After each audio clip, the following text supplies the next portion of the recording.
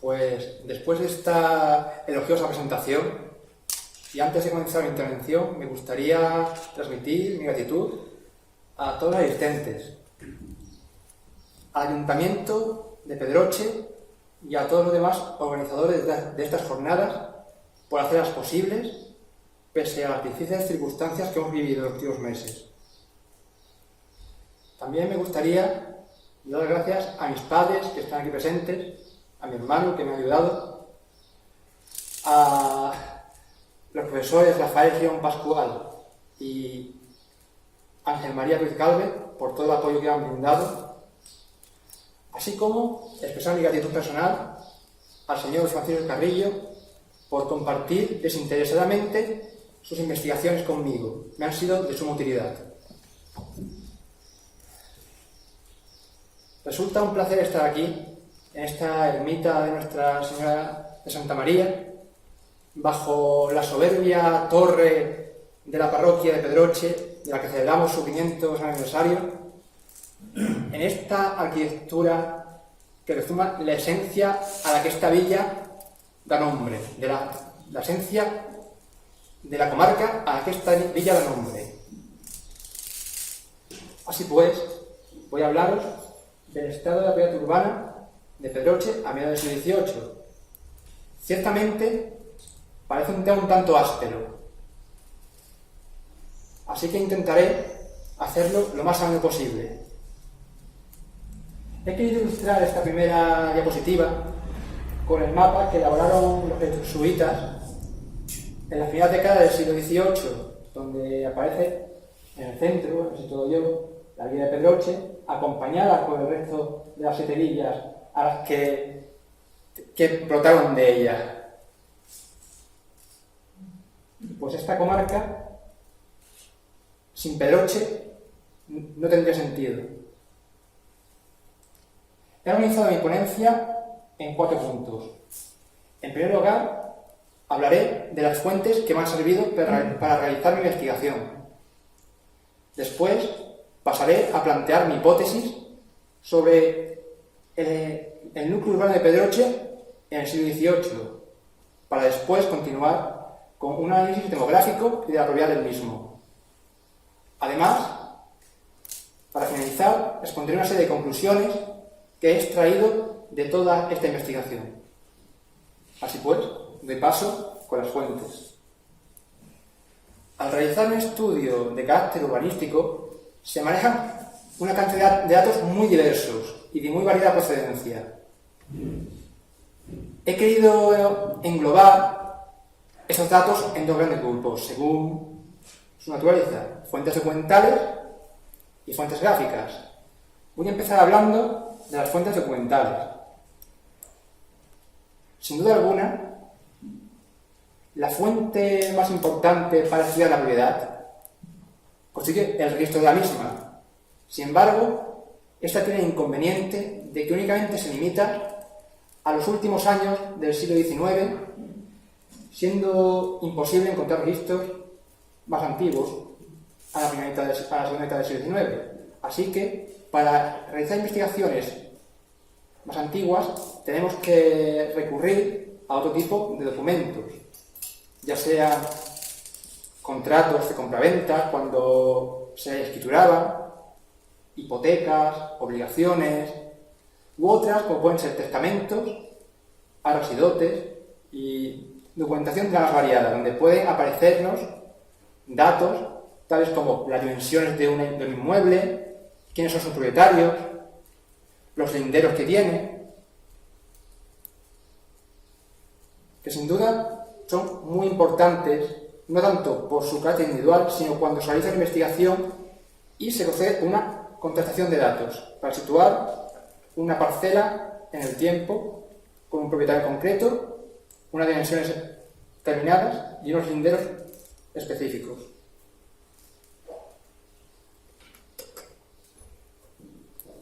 Pero sin duda alguna, la fuente que debido a estas circunstancias tan peculiares ha servido para nutrir a esta investigación ha sido el catastro de Ensenada.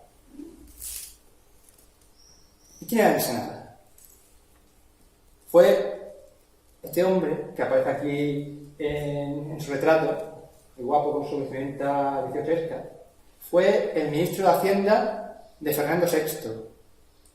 Y entre las medidas ilustradas que se llevaron a mediados del siglo XVIII, intentó racionalizar la gran variedad de impuestos y cargas y tributos que había en los territorios de la antigua Corona de Castilla, simplificándonos en una única contribución. Para ello, intentó inventariar toda la riqueza del reino, a fin de establecer este impuesto único. Lo que nos interesa del catastro de Ensenada es lo que refiere a Pedroche y la documentación que se conserva de él, de esta villa. O pueden ser las respuestas generales, que nos dan datos sobre la jurisdicción a la que pertenece, cuáles son las fuentes de riqueza principales, un principal resumen de los principales contribuyentes, las industrias que pueda haber, y ya documentación más específica, como pueden ser los bienes de legos y eclesiásticos, que nos hablan de las propiedades concretas que poseen tanto los seglares como los miembros de la Iglesia, y el personal de legos y eclesiásticos, que nos habla de los contribuyentes que vivían en Pedroche pertenecientes a ambos estados. Voy a mostraros un breve ejemplo de lo que puede ser una página de los bienes de legos. Si podéis ver, aquí abajo aparece una señora que se llama Catalina Bernarda de las Misas, con ese apellido tan típicamente pedrocheño como es el de las Misas. Pues nos dice su estado, que está viuda, que posee una casa en la calle de Olivo, con los linderos que tiene, la dimensión de la casa, y por último nos aparece que está cargada con un censo. Más adelante explicaré lo que es un censo. Si os habéis fijado allí en el margen, hay una especie de garabato, croquis. Eso no es que se aburriera el escribano de la época. Eso es que para las propiedades no construidas, es decir, para las fincas, las huertas, pues en el catastro se recogen indicando los linderos: linda al norte con tal, linda al sur con tal, linda a levante con fulanito, linda a poniente con menganito. Y acompañaba a esta descripción de sus linderos, junto con su superficie, una representación de la silueta de esta parcela.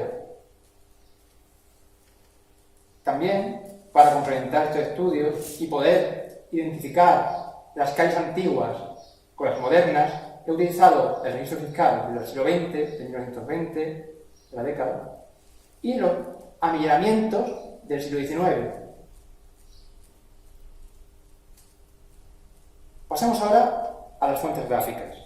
Aquí incluimos todos aquellos planos, fotografías, dibujos y grabados que nos pueden aportar información visual sobre un elemento del parcelario urbano concreto o sobre una villa en general. Sin duda alguna, son informaciones muy útiles. Por desgracia, están muy circunscritas en el tiempo, siendo muy difíciles encontrarlas anteriores al siglo XIX. Y en el caso de Pedroche, por desgracia, solo tenemos el plano más antiguo del casco urbano de la villa, es este levantado por los trabajos topográficos, donde en dos planos, este que muestro aquí y otro que se inserta ahí abajo, continuando la calle de la Fuente, que es este cachito, no le cabía el mismo plano, pues nos tenía cuál era la situación urbana del casco urbano en 1888. Tengo la hipótesis de que, aunque el delineante hizo su trabajo de medición bien, no prestó mucha atención al callejero de la villa, puesto que en las actas municipales de la época de Pedroche aparecen todavía referidas calles como calle Gañanas, calle Villarreal, que no aparecen en este plano, siendo nombradas por los vecinos y por el propio ayuntamiento con mucha posterioridad al mismo. Otra fuente muy interesante, no tanto ya para trabajar con el casco urbano, sino para hablar del ruedo y el término municipal, son las minutas, donde aparecen las toponimias de los lugares, los pozos, los arroyos, incluso los molinos y los pequeños caseríos que están alrededor de la población. Las ortofotografías, es decir, las fotografías aéreas, son también muy interesantes. De Pedroche disponemos de estas, las más antiguas, que son las realizadas por los vuelos americanos A y B. Concretamente esta corresponde al vuelo americano B de los años 50. De hecho, todavía, si os fijáis ahí, alrededor del pueblo, se aprecian las cicatrices dejadas por la guerra civil, las bombas que cayeron y los cráteres que dejaron los cultivos. Y que nos muestra, de manera fidedigna, cuál podría ser la extensión del núcleo. Para finalizar, con las fotografías antiguas de las casas, que si bien no nos aportan datos más generales, sí nos pueden dar información muy útil sobre el estado de un inmueble concreto en un periodo anterior de tiempo.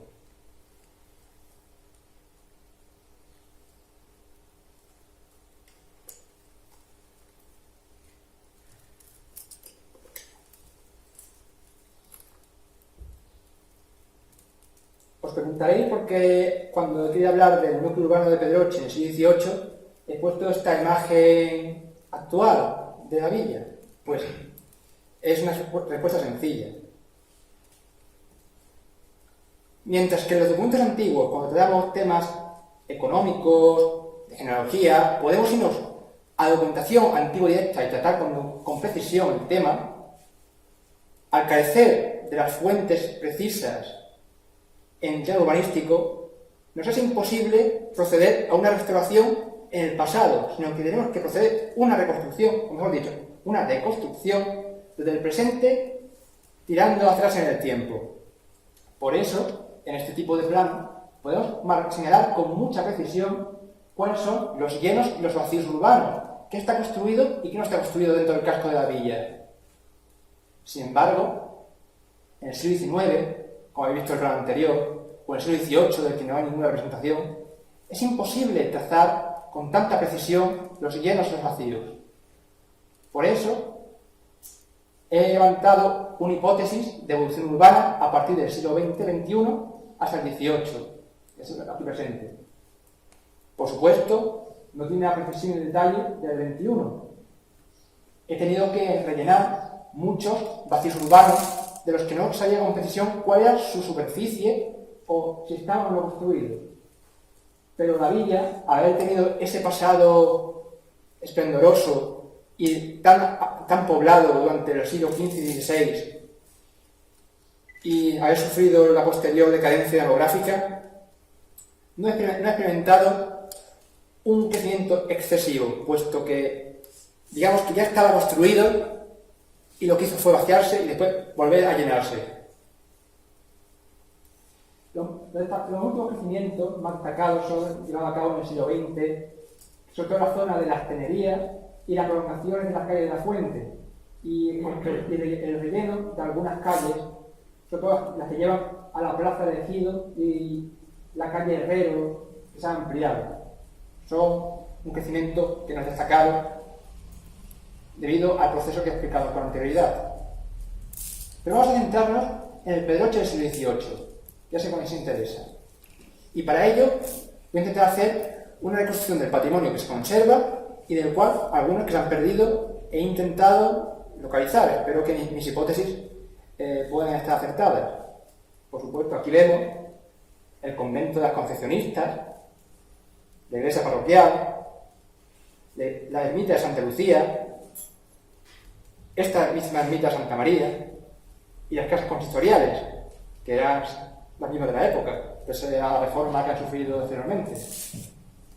Pero también tenemos el patrimonio que se ha perdido, tanto más recientemente como con más antigüedad, como puede ser la ermita de Santa Marta, que por desgracia desapareció a finales del siglo XIX, la fragua del Concejo, que se situaba en la antigua calle Torrecilla,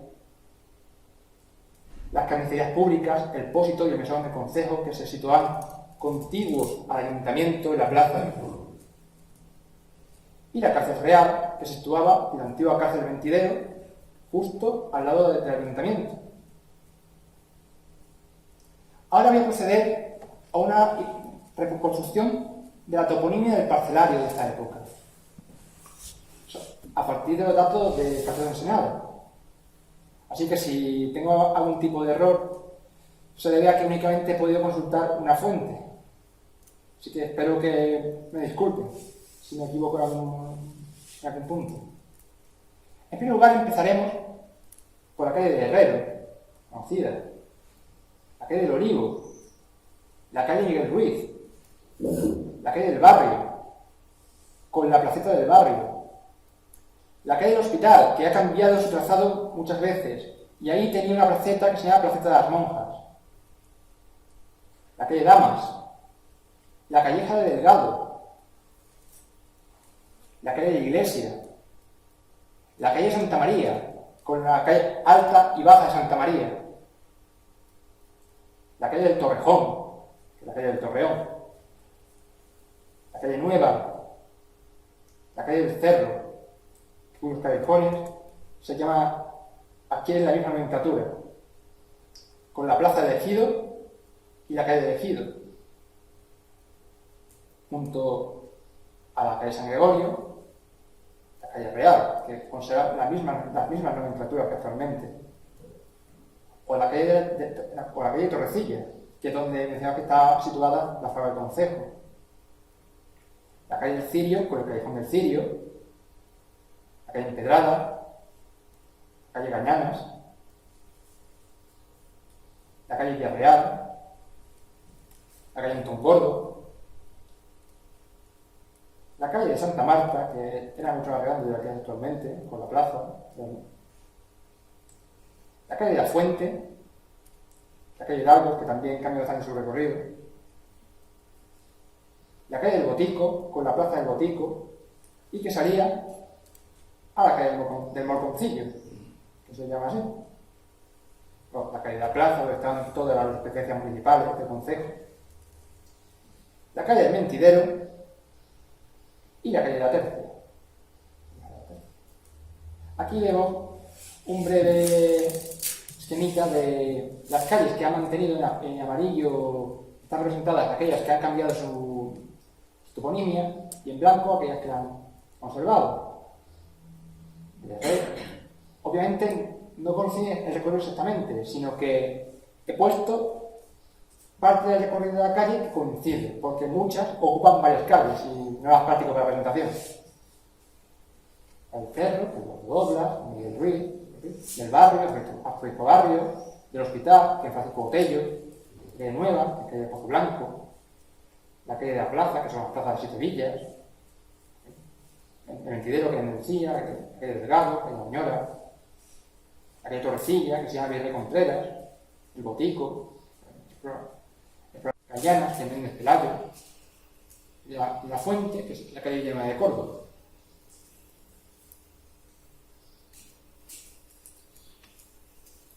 Una vez visto esto de la situación del casco urbano, voy a pasar a analizar el estado de la propiedad.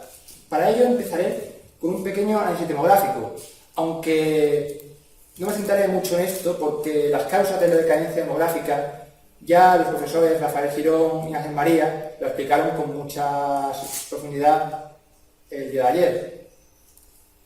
Solo con este grafiquito quiero exponer, esto está en Vecinos, no está en Habitantes, cómo la tendencia a decadencia demográfica de la población del siglo XVI hasta el punto más bajo del siglo XVII, cuando está bajo jurisdicción de la Casa del Carpio, y ya en el momento que nos ocupa, en 1752, que vuelve a ser ya tierra realenga, y contamos 450 vecinos, que como hemos dicho ocupan todo ese vacío urbano que han dejado toda la despoblación de las fechas anteriores. Así pues, vamos a ver cómo se distribuía la propiedad en esta época. A través del catastro de Ensenada, he podido determinar que los vecinos de Pedroche, el 71% de ellos, tenían algún tipo de propiedad urbana. No quiere decir que el 29% restante no tuviese nada, podía tener ganado o propiedades rústicas, pero yo únicamente me he centrado aquí en la propiedad urbana. Hablando de la propiedad en general, he podido distinguir que los mayores propietarios son los vecinos, que acumulan aproximadamente el 82% de todos los inmuebles dentro del casco urbano. Mientras que el 13% de ellos corresponde a la titularidad a instituciones religiosas, ya sean los conventos, las obras pías y capellanías, o las cofradías y ermitas, estando únicamente en manos de forasteros un 3% de las propiedades urbanas y un minúsculo 1% en manos del concejo de la villa. También me he fijado en las tipologías edificatorias, es decir, qué tipo de edificios se encontraban dentro del casco de Pedroche. Sobre todo corresponde a casas. Encontramos la típica edificación con cuarto abajo, que suele corresponder a graneros, que componían alrededor del 32% de los edificios que había, sobre todo situados en las calles más periféricas, ya fuesen la calle Real o la calle del Herrero. Sin duda alguna, la edificación por excelencia típica de Pedroche es la casa con cuarto bajo y encamarado. Esta que encontramos con tanta seguridad en Pedroche y en toda la comarca. Siguiendo, más raramente, un escaso 4%, casas con cuarto alto y bajo, y por último, un 2% de solares. Estas propiedades nos encontramos que se encuentran hipotecadas con bastante frecuencia. Casi la mitad de las viviendas y edificios de Pedroche tienen algún tipo de hipoteca sobre ellas. Concretamente, censos y memorias son los más destacados. Los censos, para los que no lo sepan, eran un tipo de préstamo que se realizaba durante la Edad Moderna, donde el interesado recurría a un particular, una institución religiosa o mayorazgo, por ejemplo, y a cambio de una cantidad de dinero que pedía, por ejemplo, 300 reales, que era el principal, hasta que devolviera la misma cantidad, tenía que pagar anualmente un interés, que ya en el siglo XVIII se sitúa en el 3%, que son llamados réditos. Nos encontramos que aproximadamente el 45% de las casas de Pedroche se encuentran cargadas con censos. ¿Y esto por qué era? Puedo tener la explicación es difícil, pero si queremos dar una explicación más generalista, en aquella época disponer inmediatamente de grandes sumas de dinero era muy difícil. ¿Y quién tiene el dinero? Pues los ricos, o bien la iglesia, o los conventos, que realizaban préstamos cuando alguien tenía una necesidad acuciante de dinero, que cambio hipotecaba sus propiedades. Las otras son las memorias. Las memorias son distintas, puesto que los censos pueden ser redimibles. Si tú devuelves la cantidad, la casa queda libre de cualquier carga. Pero en cambio la memoria solía iniciarse cuando una persona piadosa, en su testamento, quería mandar por su alma, sus parientes o alguna vocación, algún tipo de misa que fuese en los conventos de la población, o en la iglesia parroquial, o en las ermitas. Pues entonces dejaban dadas: quiero que se hagan 5 misas al año, 3 misas al año, en la memoria mía o del santo tal. Y estas cargas no eran redimibles, sino eran perpetuas, y estuvieron vigentes durante todo el antiguo régimen. Pueden encontrarnos con un 1% que están cargados tanto de censos y de memorias. Aquí vemos un ejemplo de documento de censo. Este documento no está sacado de Pedroche, está sacado de los protocolos notariales de Belalcázar, pero es un documento que trata de Pedroche, puesto que es un préstamo, es un censo que pide el ayuntamiento, es decir, el concejo de Pedroche, de 2.000 ducados al convento de Santa Clara de Belalcázar, y donde hipoteca las propiedades del común de la villa. Ahí se ven, entre las propiedades rústicas, se ven las propiedades urbanas. Leemos: las casas del ayuntamiento de la dicha villa de Pedroche, y la cárcel pública, y las carnicerías, las casas de la Alhóndiga y Posada, y el pósito de dicha villa, todas contiguas en la plaza pública de esta villa, dice una tras otra. Aparte, después también sigue fuera del concejo y todas las azas y tierras que tenía la villa o propiedades propias. Pues de estos prestatarios que dan dinero para los censos, encontramos que casi el 60%, 57% concretamente, son las capellanías y obras pías, pero no de fuera, sino de la propia villa, siendo un 30% de los conventos, tanto de San Francisco como el de las concepcionistas. De hecho, resulta un tanto paradigmático que el convento de las concepcionistas es el más rico, tanto en censos como en patrimonio rústico y urbano, mientras que el convento de San Francisco, que por desgracia está desaparecido, carece de patrimonio rústico, más allá del convento corriente en sí, y basa toda su riqueza en censos, en esta época, en el siglo XVIII, cuando se realiza el catastro ensenado. Siendo el 10% restante, los prestatarios, la parroquia, es decir, la fábrica parroquial, las cofradías, tanto la de Ánima, la Santa, las ermitas y... Para finalizar, encontramos los particulares, que únicamente vecinos del pueblo son un 2%, mientras que un mínimo 1% son forasteros. ¿Esto qué quiere decir? Que de todos los préstamos que se realizaban en Pedroche y sus beneficios, la mayor parte de los réditos del dinero que proporcionaban y generaban permanecía en la villa, no servía para empobrecerla, sino que permanecía aquí el dinero, cambiando de manos a instituciones, pero permanecía aquí. Así pues, después de todo esto, he podido extraer una serie de 4 conclusiones que he considerado que son las más relevantes. En primer lugar, el escaso crecimiento del núcleo urbano de Pedroche,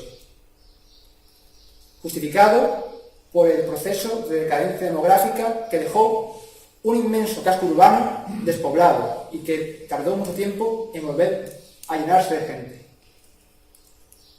Siguiente, esto ya más técnico y más específico de callejero, la dificultad de identificar con precisión la extensión de las calles, puesto que, quitando el recorrido principal, hay numerosas callejuelas que en esta época carecen de nombre y te la denominan con la toponimia de la calle principal a la que van. Por tanto, resulta muy difícil identificar con precisión qué calle está. Siguiendo ya con la propiedad, como hemos podido ver hace nada, la propiedad se encontraba en manos de vecinos e instituciones locales. Los propietarios de Pedroche eran de aquí. Hay muy pocos propietarios de fuera, con excepción de algún mayorazgo que residía en Fuenteovejuna, y que sobre todo eran propiedades rurales, mientras que las urbanas permanecen sobre todo en manos de pedrocheños o en un mínimo porcentaje vecinos del Guijo y alguna que otra línea aledaña. Para finalmente, como hemos visto, con la visión de que hay una amplia difusión de las hipotecas impuestas sobre casas y otros inmuebles urbanos. Así pues, con esto doy por finalizada mi ponencia. Espero de que les haya servido y les haya gustado. Les doy las gracias por su atención y si tenían alguna duda, estaría encantado de responderla.